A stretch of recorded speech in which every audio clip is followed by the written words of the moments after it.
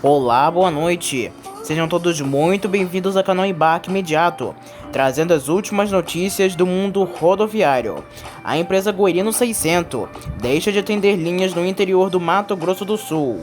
Passageiros que utilizam leito-cama oferecido pela Rota Transportes elogiam o serviço. No Paraná, a cidade de Ponta Grossa publica minuta do edital de concessão do transporte com implantação de 5 articulados elétricos em cada lote. Mais vandalismo no BRT Rio. Passageiro arranca braço de assento e quebra janela de articulado. Justiça do Piauí condena Real Maia a indenizar passageira por 10 horas de atraso. E ainda, você confere as últimas notícias, as últimas ocorrências do mundo rodoviário. Tudo isso você confere agora, na edição número 1 de 3 de fevereiro de 2023.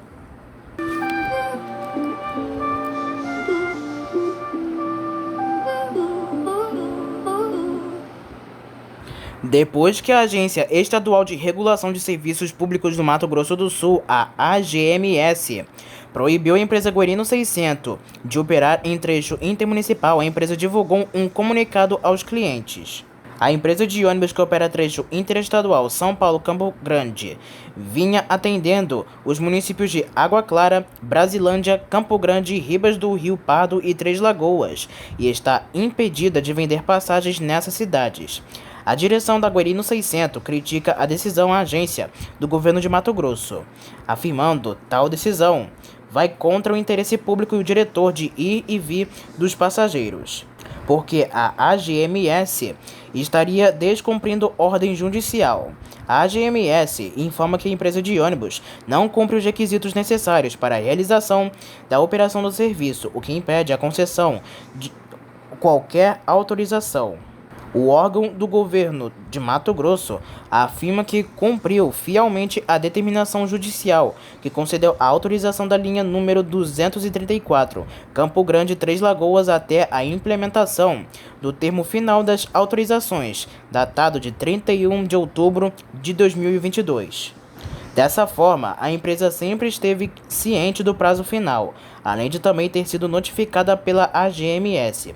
Além disso, o deslocamento dos passageiros do trajeto entre os municípios de Campo Grande, Ribas do Rio Pardo, Água Clara, Brasilândia e Três Lagoas é atendido por 4 empresas habilitadas e autorizadas para a execução do transporte. A Rota Transportes, empresa do grupo brasileiro, tem recebido diversos elogios pelo seu serviço leito-cama, prestando nas viagens de Salvador a Maceió. Os ônibus que fazem o trajeto são do modelo Paradiso G8800DD da Marco Polo. Tem sistema de ar-condicionado com desinfecção por luz ultravioleta, Wi-Fi, sanitário, filtro de água, porta-copos, porta-pacotes, cortinas, tomadas USB e descansa-pés em todas as poltronas. O Double Decker leito-cama com tecnologia embarcada da Marco Polo com chassi Mercedes-Benz conta com 32 poltronas leito no segundo piso e 8 poltronas leito-cama no andar inferior. O acabamento interno do veículo é em tecido antimicrobiano. Todo o piso é amadeirado, antiderrapante e a iluminação dos salões é em LED. O ônibus possui ainda dispositivo de poltrona móvel, que permite deslocar a poltrona preferencialmente para a parte externa do veículo, o que facilita o embarque e desembarque de pessoas com deficiência. Os passageiros que utilizam leito-cama destacam também o serviço de recepção da sala VIP do Grupo Brasileiro no terminal rodoviário de Salvador. O local é climatizado, possui aparelho de TV, banheiros individuais com acessibilidade e tomadas disponíveis para carregar aparelhos eletrônicos portáteis. O espaço também oferece café e água, além do atendimento de recepcionistas. O serviço leito-cama da Rota Transportes realiza viagens diárias na linha Salvador-Maceió, com partida das 8h30 da noite, da rodoviária de Salvador e faz paradas em Estância, Aracaju, Propriá e Maceió. A linha Salvador-Juazeiro também conta com um serviço leito-cama da Rota Transportes. A linha tem saídas diárias das 10 horas da noite e a viagem tem intervalo na cidade de Capim Grosso. A Prefeitura de Ponta Grossa divulgou nesta sexta-feira, dia 27 de janeiro de 2023, a minuta do edital de licitação para concessão do transporte coletivo. Disponível no site do município, o documento preliminar traz informações sobre a articulação e funcionamento do serviço, e sua confecção foi coordenada pela Comissão Especial de Estudos e Projetos de Transporte Coletivo. O trabalho teve ainda a atuação da Fundação Instituto de Pesquisas Econômicas, a FIP. Para a prefeita Elizabeth Schmidt, a nova concessão é um dos grandes desafios da gestão, pois impacta de forma direta no dia a dia da população e envolve não só a questão de mobilidade, mas o orçamento das famílias. A prefeita destacou o seguinte: por isso estamos trabalhando com muita seriedade e muito empenho para que o município ofereça um serviço moderno, confortável e acessível para a comunidade. Já o secretário de Infraestrutura e Planejamento, Henrique do Vale, ressalta que a minuta do edital prevê a realização de uma concorrência pública, segundo o critério do julgamento, a menor tarifa de remuneração. Vale explicar que a concorrência será dividida em 2 lotes, com prazo de concessão de 20 anos, sem previsão de renovação. O objetivo do novo projeto é diminuir o valor da tarifa e incluir ônibus elétricos, frota com ar-condicionado e Wi-Fi, além de disponibilização de transporte rural e de operação com bilhetagem 100% eletrônica. O secretário ressalta que essa proposta de edital será discutida ainda com a comunidade. Estão previstas audiências públicas do transporte coletivo, com a primeira ocorrendo no dia 10 de fevereiro a partir das 4 horas da tarde no Centro de Educação Ambiental no Lago de Olarias. O novo modelo busca adequar o transporte coletivo às necessidades atuais e futuras da população, trazendo o que há de mais moderno para que a estruturação de um sistema eficiente com total transparência que prevê uma remuneração pelo serviço adequada com a realidade atual, aponta a titular da pasta. Mais vandalismos no BRT Rio. A Mob Rio informa que um articulado foi vandalizado na tarde desta terça-feira, dia 31 de janeiro, no corredor Transcarioca. Um passageiro estava forçando a porta para mantê-la aberta, quando foi advertido pelo motorista de um ônibus que fazia a linha 46 Penha Alvorada Expresso. Ele então arrancou o braço de um assento, atirando contra a janela e destruindo o vidro. O ocorrido foi na Avenida Braz de Pina, sentido Penha, próximo à estação Pastor José Santos. O autor do vandalismo fugiu do local. Foi feito o registro de ocorrência na 22ª Departamento de Polícia da Penha e o ônibus passou por perícia, seguindo depois para a garagem onde serão feitos os reparos. O custo do vandalismo em toda a frota que opera no sistema é em média de R$ 450 mil mensais. Falando agora sobre as últimas ocorrências no mundo rodoviário. O ônibus articulado da empresa CCD Transportes, que opera linhas municipais em Curitiba, acabou ficando desgovernado e bateu em um poste na rua Augusto Stresser, no Juvevê, na tarde desta última quinta-feira, dia 1º de fevereiro. O coletivo seguia sendo rebocado depois de apresentar uma falha mecânica na região, quando os freios do veículo foram liberados e ele se movimentou sozinho, invadindo a calçada e atingindo um poste, na esquina com a rua José de Alencar. Por conta da colisão entre o ônibus articulado e o poste de energia, a concessionária Copel precisou ser acionada para realizar a manutenção da rede elétrica. Apesar do susto, não houve feridos, gerando apenas danos materiais. 2 acidentes envolvendo o ônibus cujos motoristas perderam o controle dos veículos foram registrados na capital paulista, dia 3 de fevereiro de 2023. O mais grave foi na Zona Sul. Imagens de câmeras de segurança mostram que um ônibus elétrico da empresa Transwolf, ao fazer uma curva, acelera repentinamente. O acidente ocorreu na rua Professor Enéas de Siqueira Neto, na rua do Jardim das Imbuínas, por volta das 8 horas e 40 minutos da manhã. Ao menos 3 carros, sendo 2 estacionados e 1 em tráfego, e outro ônibus da mesma empresa foram atingidos. A Secretaria de Segurança Pública diz que o caso está sendo investigado pelos policiais do número Distrito Policial número 101 e fala em 6 veículos. O ônibus de prefixo 66972, que fazia a linha 603010, Unisa Campus 1, Terminal Santo Amaro. De acordo com os bombeiros, não houve feridos com a gravidade. Já na Zona Leste, o ônibus de prefixo 36.231, da linha 3756/10, Barro Branco, metrô Itaquera, derrubou um muro na Avenida Miguel Inácio Cury 300, em Itaquera, no sentido bairro, após o motorista perder o controle da direção. O acidente ocorreu às 9 horas da manhã e o coletivo foi recolhido do local às 11 horas e 27 minutos.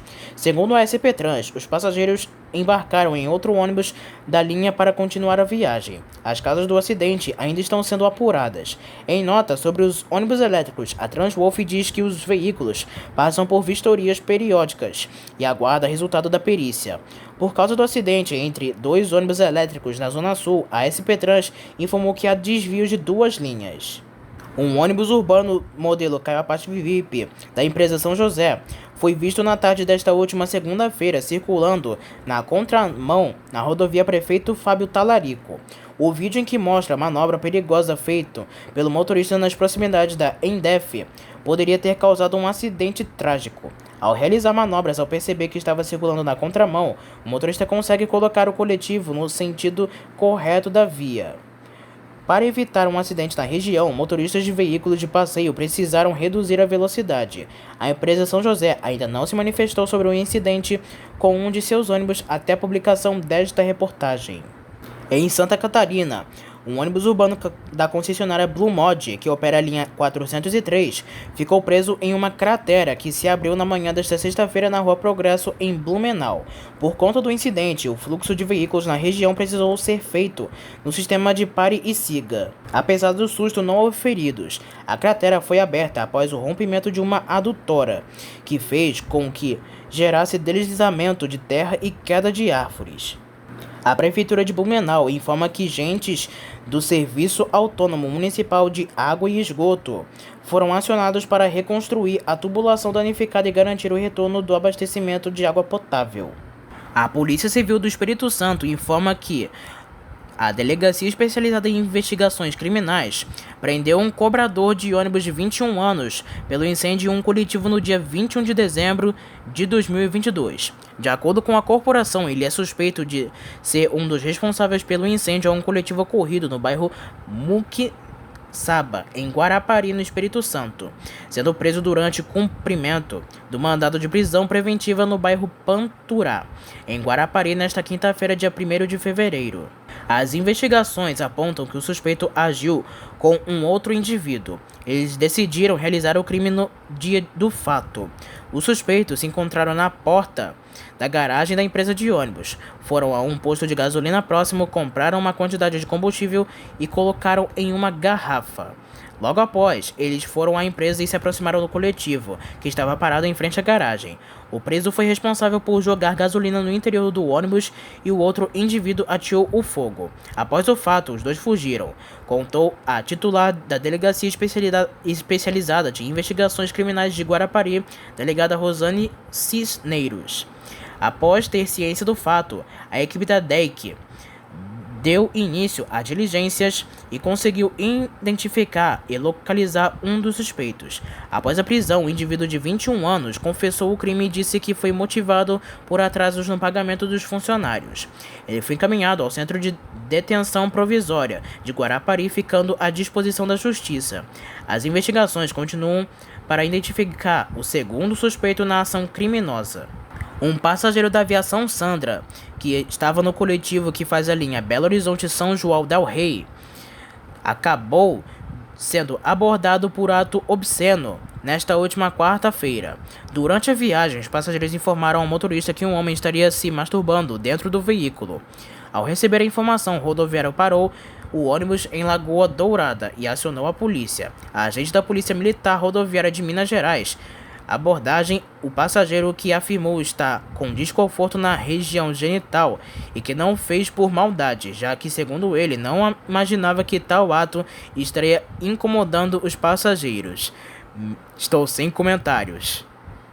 O passageiro foi encaminhado para uma delegacia da região, porém, por tratar-se de crime de menor potencial ofensivo, o autor não foi preso, se comprometendo a comparecer à justiça criminal. Ai, eu tô sem comentários para essa reportagem.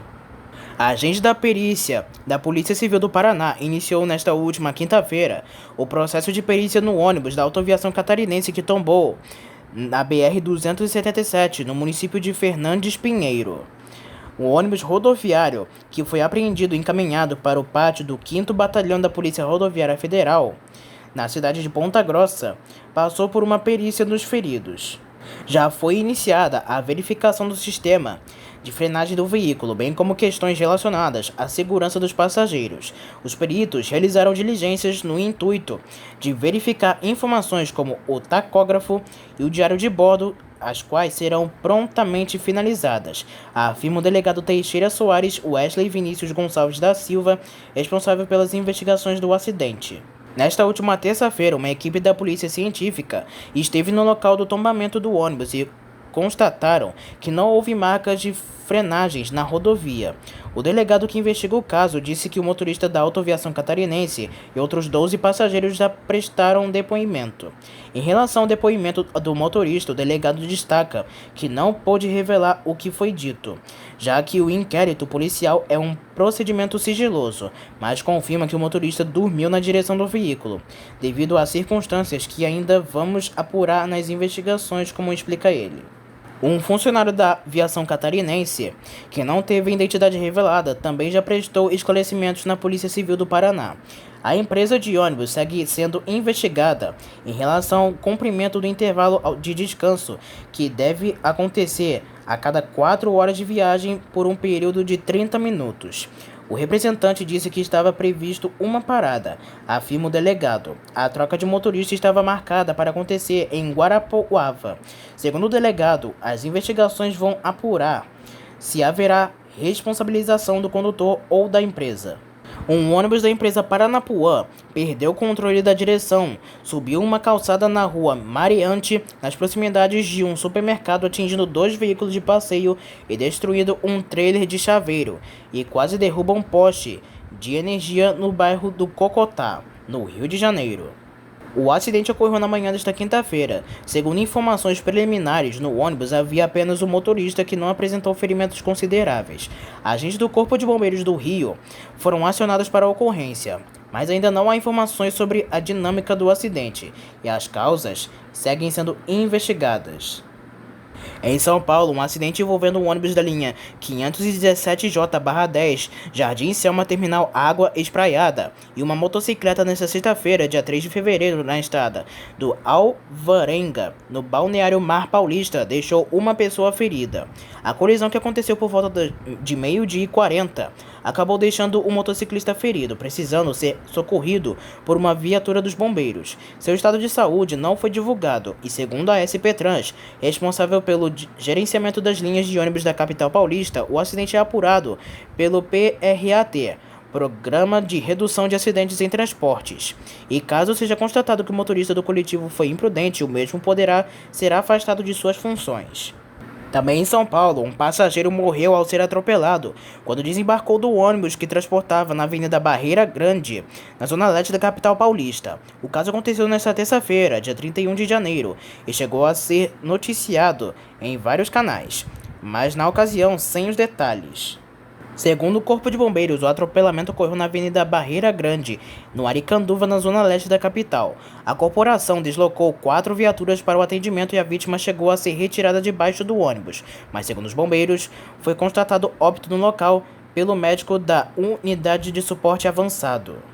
A SP Trans, que gerencia os ônibus da cidade de São Paulo, disse lamentar o acidente e que se identifica imprudência do motorista. O profissional poderá ser afastado das funções.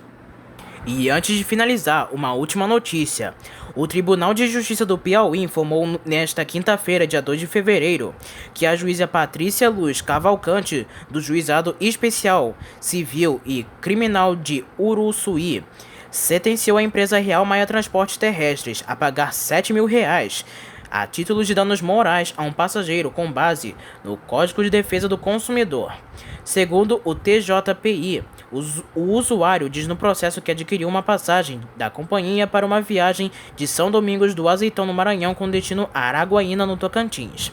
De acordo com o passageiro, por volta das 7 horas da noite, o pneu do ônibus em que estava viajando estourou, fazendo com que o motorista estressasse em contato com a empresa solicitando outro ônibus. A Real Maia, por sua vez, teria orientado o motorista a procurar um borracheiro mais próximo do local. Ainda conforme a nota da assessoria da imprensa do TJPI, somente por volta das 11h10 da noite, o borracheiro chegou até o local e, em conjunto com os passageiros, efetuaram a troca do pneu. Contudo, 100 metros depois, o veículo voltou a apresentar defeitos, constatando-se que houve a quebra do eixo, impossibilitando a continuação da viagem. O usuário diz no processo que os passageiros tiveram que dormir no ônibus e que, somente após 10 horas de espera, conseguiram seguir viagem, através de uma van que passou pelo local. De acordo com a sentença, resta incontroversa a falha na prestação do serviço, observando-se os problemas mecânicos que ocasionaram atraso na viagem do autor. Embora se trata de um ônibus em trânsito, o atraso de aproximadamente 10 horas não se mostra razoável e justificável. Tal demora, além de gerar cansaço e estresse ao autor, comprometeu-lhe a programação no destino. A empresa pode recorrer. O site Diário do Transporte procurou contato da Real Maia para ouvir a versão da companhia. Então essas foram as últimas notícias do mundo rodoviário, da edição número 1, de 3 de fevereiro de 2023. Logo mais tarde, você confere a edição número 2. Espero que tenham gostado do vídeo. Em breve traremos mais notícias para vocês. Uma boa noite para todos e até a próxima.